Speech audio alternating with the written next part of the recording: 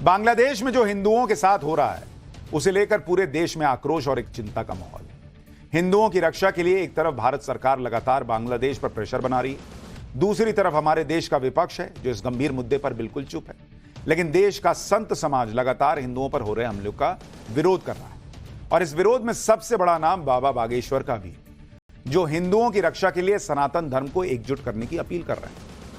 बांग्लादेश में आज किस तरह के हालात हैं इसके बारे में आगे आपको विस्तार से एक चैप्टर दिखाने वाला हूं, लेकिन उससे पहले बाबा बागेश्वर किस तरह इस गंभीर मुद्दे पर दुनिया भर के हिंदुओं को जागरूक कर रहे हैं, पहले यह देखिए। क्योंकि बाबा बागेश्वर यह मानते हैं कि जागरूक होने के लिए सही जानकारी का होना पहले तो सबसे जरूरी है। यही वजह है कि बाबा बागेश्वर के वीडियो देखकर दूसरे धर्मों से जुड़े लोगों को सनातन धर्म के बारे में विचारधारा उनकी बदली। आपको जानकर हैरानी होगी कि बाबा बागेश्वर की बातें सुनकर कई लोगों ने सनातन धर्म अपना लिया। इसमें एक महिला तो सनातन धर्म अपनाने के लिए बांग्लादेश से आ गई।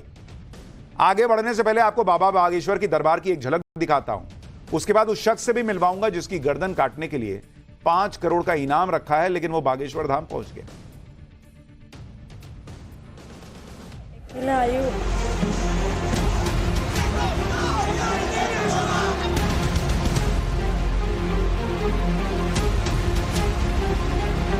बांग्लादेश और पश्चिम बंगाल की तरह हिंदुओं को अब भागना नहीं है, जहां है वहीं जागना है। 9% मुस्लिम है, 1% हिंदू है। 1% वहाँ हिंदू। पर प्रश्न ये उठता है कि बांग्लादेश के हिंदू तो भारत में आकर के शरण ले लेते, पर और मेरे ऊपर 5 करोड़ गर्दन काटने का इनाम भी महाराज जी मुसलमानों ने रखा। कुछ दिन पहले बाबा बागेश्वर के दरबार में जितेंद्र नारायण सिंह त्यागी पहुंचे। कुछ समय पहले तक जितेंद्र त्यागी की पहचान वसीम रिजवी के नाम से थी और यह शिया वक्फ बोर्ड के पूर्व चेयरमैन रह चुके। लेकिन पिछले कुछ समय से वसीम रिजवी की जिज्ञासा सनातन धर्म को लेकर बढ़ने लगी और इससे ये बहुत प्रभावित हुए। इसके बाद वसीम रिजवी ने इस्लाम छोड़ा और सनातन धर्म को अपना लिया और जितेंद्र त्यागी बन गए। इन्होंने ऐसा क्यों किया, इसके बारे में इन्होंने बाबा बागेश्वर के दरबार में आकर जो बातें बताई उसे सुनकर आप भी हैरान रह जाएंगे। आज बागेश्वर धाम सरकार में मुझको आने का मौका मिला, एक नई ऊर्जा। मैं खुले दिल से बात ये बता दूं कि मैं महाराज जी को टीवी पे देखता रहता था, जब भी इनके प्रोग्राम आते थे मैं बड़े उससे देखता था, लेकिन मैं ये उम्मीद में था कि मैं कैसे यहाँ पे पहुंच जाऊं, कैसे बुलावा आ जाए। इस पिक्चर के माध्यम से ही बाबा ने हमको बुला लिया, महाराज जी ने बुला लिया, मेरी जिंदगी सफल हो गई। क्योंकि जब मैं इस्लाम में भी था तब भी एक लड़ाई का एक माहौल था, हमेशा विचारधारा से मेरी लड़ाई थी और मेरे ऊपर 5 करोड़ गर्दन काटने का इनाम भी महाराज जी मुसलमानों ने रखा।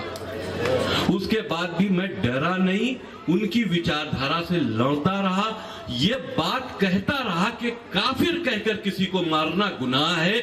ये तुम जो कहते हो किसी को, गैर मुसलमानों को काफिर और उनके लिए कत्ल का फतवा देते हो, ये इस्लाम नहीं है। जितेंद्र त्यागी उर्फ वसीम रिजवी, जो पहले वसीम रिजवी थे अब जितेंद्र त्यागी हो गए, उनकी बात सुनने के बाद बाबा बागेश्वर ने बांग्लादेश में हिंदुओं पर हो रहे अत्याचारों को लेकर एक बहुत बड़ी बात कही। क्योंकि बांग्लादेश के कट्टरपंथी वहां के हिंदुओं को काफिर समझकर उनके साथ हिंसा कर रहे हैं, जबकि इस्लाम के जानकार कई बार कह चुके हैं कि इस तरह की हिंसा करना पूरी तरह इस्लाम के खिलाफ है। लेकिन इसके बाद भी हिंदुओं पर हिंसा हो रही। बाबा बागेश्वर का बयान सुनिए। हमारे यहां तो कई नेता नहीं बोल पाते, लेकिन बाबा बागेश्वर खुलकर बोल रहे हैं। इसके बाद बांग्लादेश से आई मुस्लिम महिला ने बाबा बागेश्वर से क्या कहा कि हर कोई हैरान रह गया, वो भी दिखाऊंगा। इन्होंने इस्लाम में ही जन्म लिया और इस्लाम को छोड़कर, जिसमें जन्म लिया उसको छोड़कर सनातन धर्म में जब पुनर्जन्म लिया, तो ये मान लीजिए सनातन धर्म कितना बड़ा है, इसकी शाखाएं कितनी विशाल हैं। निश्चित रूप से ये हम सबको जगाने के लिए ही बात कर रहे हैं। तो अब हिंदुओं को जागना है, भागना नहीं है, और हमको अब बांग्लादेश और पश्चिम बंगाल की तरह हिंदुओं को अब भागना नहीं है, जहां है वहीं जागना है। बड़ी बात कह रहे हैं बाबा बागेश्वर कि भागना नहीं है, हिंदू को जागना है। बांग्लादेश में किस तरह के हालात हैं इसके बारे में बांग्लादेश से आई एक मुस्लिम महिला ने बाबा बागेश्वर को बताया। कुछ समय पहले बांग्लादेश से आई ये महिला बाबा बागेश्वर से मिलने उनके दरबार पहुंची। आपको जानकर हैरानी होगी कि यह महिला बांग्लादेश में राम नाम का जाप करती है और बाबा बागेश्वर के दरबार में आकर सनातन धर्म अपनाना चाहती थी। इसके बाद क्या हुआ आप खुद देखिए। आप भारत बाया प्लेन आई? मैंने अकेला आई हूँ, बस से आई हूँ, बाद में ट्रेन से आई हूँ।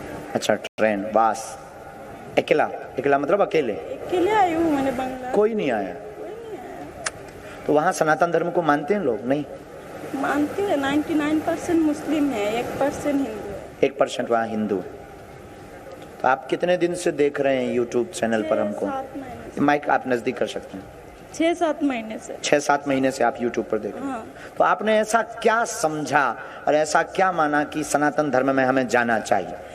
क्योंकि हम जब आपका देखती थी ना, नजदीक कर लो माइक। हाँ। हमका वीडियो देखती थी तब हमको लगता था कि अच्छा है, हमको अच्छा लगती थी। तब बाद में हम राम नाम जब से जप करना शुरू किया, मुझे इतना सुकून मिलता था कि मैंने बता नहीं सकती। मैं रोज राम नाम का जप करती हूँ बहुत। हमारे वीज़ा भी नहीं हो रही थी। मेरे वीज़ा नहीं हो रही थी। 2 दिन गया, नहीं हुआ। बाद में जब मैंने बोला गुरुजी आप मुझे नहीं बुला रहे हो तो मैं नहीं जाऊंगी, आज से आपको नहीं देखूंगी भी नहीं। सुबह मैंने बाहर गया, एक बानर का दर्शन हो गया। वो मुझे ऐसे देख रही थी क्योंकि कितना वर्षों का परिचय है हमारा, तभी वीज़ा हो गया मेरी। बांग्लादेश में हिंदुओं पर हो रहे अत्याचारों को लेकर बाबा बागेश्वर लगातार विरोध कर रहे हैं। उनकी मांग है कि बांग्लादेश के हिंदुओं को भारत में शरण दी जाए ताकि उनकी रक्षा हो सके। बाबा बागेश्वर का कहना है कि जिस तरह यहूदियों के लिए इजराइल है, उसी तरह हिंदुओं के लिए भारत को हिंदू राष्ट्र होना चाहिए। सुनिए। पर प्रश्न ये उठता है कि बांग्लादेश के हिंदू तो भारत में आकर के शरण ले लेंगे, पर कल यही मुद्दा, यही स्थिति परिस्थिति भारत में उठेगी तो भारत का हिंदू कहां जाएगा? हिंद महासागर या अटलांटिका या फिर हिमालय जाएगा? लोग हमसे कहते थे कि आप हिंदू मुसलमान करते, और सच ये है कि हम हिंदू मुसलमान नहीं करते। हमने समय से पहले भारत के हिंदुओं को जगाने की कोशिश की तो आपने हमारा विरोध किया। पर आज तुम्हारी आंखों के सामने, आज तुम्हारी मीडिया ही, आज आपकी ही वह सोशल मीडिया के मोबाइल पर वो वीडियो आ रहे हैं जिसमें चिघाड़ रहे हैं हिंदू, और एक विशेष संप्रदाय के मंदिरों पर, वहां के इस्कॉन मंदिर पर इसलिए जलाया गया क्योंकि वो हिंदुत्व का और सनातन का प्रचार कर। हम किसी भी मजहब के खिलाफ नहीं, भारत में सबको रहने का अधिकार है। बाबा बागेश्वर को लेकर पूरी दुनिया में बड़ा क्रेज है। बाबा बागेश्वर खुलकर हिंदुओं की बात करते हैं और वो ये कह रहे हैं कि मैं किसी धर्म के खिलाफ नहीं हूं, लेकिन वो हिंदुओं के साथ खड़े हैं, ये सबसे बड़ी बात है और वो ये खुलकर कहते हैं। कुछ दिन पहले बाबा बागेश्वर ऑस्ट्रेलिया गए थे। वहां उन्होंने एक अंग्रेज महिला का ऐसा चमत्कार दिखाया कि वो भी बाबा की भक्त बन गई। देखिए वहां क्या हुआ था। When Mummy introduced me to Hanumanji and was sharing stories from your videos and she said join me. उसने बहुत देखे हैं। हमारा वीडियो देखा, मैंने ट्रांसलेट करके उसको बताया तो she got so impressed and she took दीक्षा लिया उसने।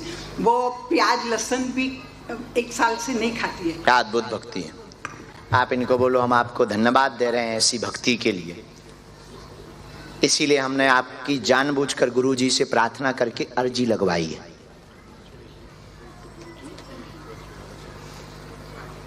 He listens. वो पूछ रही है, वो सुनते हैं।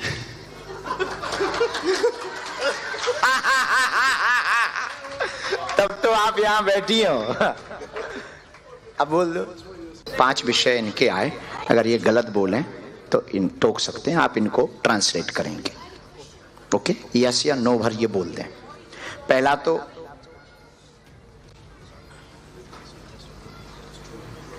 ओके, आप ट्रांसलेट करते जाना। पहला तो आया, आशीर्वाद चाहते हैं स्वास्थ्य के लिए। हाँ। झटका लगते हैं एकदम से बॉडी में। Yeah, like the Piku movie or that movie. और पूरे शरीर में पीड़ा बन जाती है। हाँ। और पैर व शरीर में भी पीड़ा बन जाती है, पैर में। Yeah. बच्चे का जीवन व्यवस्थित रहेगा, चिंता ना करें, फ्यूचर भी उसका ब्राइट रहेगा। कई बार सुनता नहीं है, बोलो, आप ट्रांसलेट करो।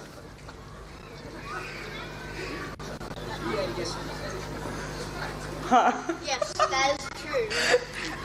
Yes. ट्रू? नक्कटा तू भी बोल रहा है, वो लड़का ही बोल रहा है ट्रू। हाँ, पूरा फैमिली एक रहे, सब पर कृपा रहे, ऐसा। Yes. फोर्थ विषय आया व्यापार को लेकर।